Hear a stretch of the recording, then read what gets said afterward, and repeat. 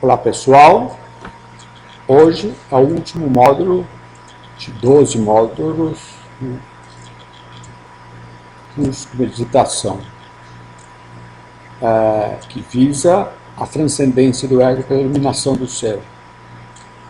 Hoje eu vou falar a resistência pessoal. Se queremos ser livres, por que esse movimento não ocorre naturalmente? Esse tem sido o drama da humanidade, que sempre o relacionamos a alguma conquista pessoal, seja na crença de formação de uma sociedade mais justa, enfim, sempre vislumbramos essa possibilidade em alguma situação externa de bem-estar. Acontece que a vivência desse bem-estar é efêmera e, como citei anteriormente, sempre dependente de uma situação objeto para ser experienciada pelo sujeito de nossas ações. Com o tempo, passamos a conviver com a situação de liberdade compartimentada. E por uma questão de sobrevivência, nos adaptamos a essa carência maior. Aceitamos a possibilidade de viver momentos de efêmera liberdade e construímos nossa vida ligada às realizações e decepções. Sonhos se materializam e se esvaem como nuvens, sempre criando a necessidade de construir situações que nos remetem a estados prazerosos, ou no mínimo de bem-estar. Como manter-me permanentemente atento a esse estado de percepção? Não existe situação definitiva dentro deste contexto. A ruptura com essa forma condicionada de pensar, que se percebe como sendo exclusivamente a partir de um sujeito que atua, deve ocorrer para possibilitar a vivência de profunda liberdade não dependente do tempo. O estado de profunda liberdade que menciono está disponível aqui e agora. Mas concordo, absolutamente não é fácil de se perceber, pois sempre pensamos nós mesmos a partir de um sujeito que constata a vida. E aí está o equívoco. A mente fica distraída com os acontecimentos e suas motivações, distanciando-se dessa percepção. O processo de libertação primeiramente começa a ocorrer quando nos rendemos a pensar nós mesmos e o mundo a partir de um sujeito que vive a vida.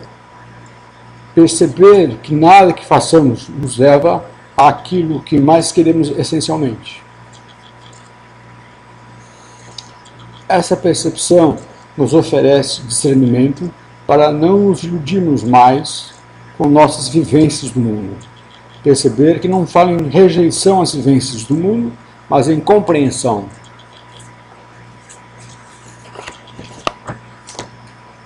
Discernimento para perceber que não somos nada do que pensamos sobre nós mesmos. Essa percepção é radical e não tem meio termo. Ou se percebe e se aceita, ou continua a ocorrer a resistência pessoal, com todas suas infinitas justificativas. O ego sempre querendo reinar. Vivenciar experiências que geram plenitude no indivíduo ocorrem. No entanto, inicialmente, o ego sempre quer ter o controle da situação, aceitando, é claro, essas vivências plenas, mas como experiências objeto, vividas por um sujeito. Continua a situação equivocada, pois passam a ser experiências temporais, finitas, deixando o ego ansioso por novas experiências, dando continuidade ao ciclo de ilusão. A referência de que somos num estado pleno, a consciência flui no presente, rompe a condição ligada ao tempo. por ser no presente, sem se identificar com a mente que nos define como sendo apenas o sujeito de nossas ações. Resiste, entra em conflito, compara e sempre quer ter o controle ou domínio mental da situação. É o ego que se define e se encontra a partir das experiências passadas ou sonhos futuros, que precisa ser transcendido.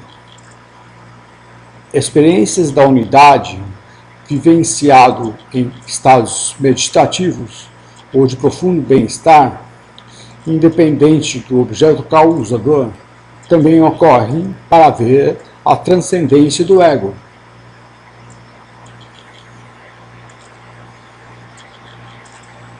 Você quer dizer que essa percepção deve ocorrer naturalmente, desde que não haja resistência pessoal?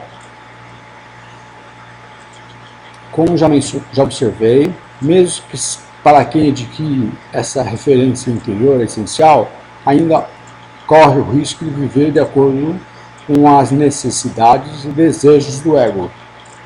No entanto, as necessidades desse ego vão se esvaindo, pois, acima de tudo, cumpre-se a vida como um plano divino. Para ocorrer o processo mencionado, deve haver ruptura com a mente identificada exclusivamente com o ego, discernimento, livrando a mente da ilusão de realização a partir do ego, constatação e aceitação de que somos possibilidade consciente de vivência de um estado pleno, antes de qualquer identificação de nossa mente com o nosso ego. Este é o processo verdadeiramente espiritual, necessário e reservado ao homem na Terra. Pessoal, o que eu tinha para passar hoje, a resistência pessoal tem a ver com o último módulo, e quem quiser se aprofundar ou trocar dúvidas, fica à disposição por e-mail. Muito obrigado, até logo.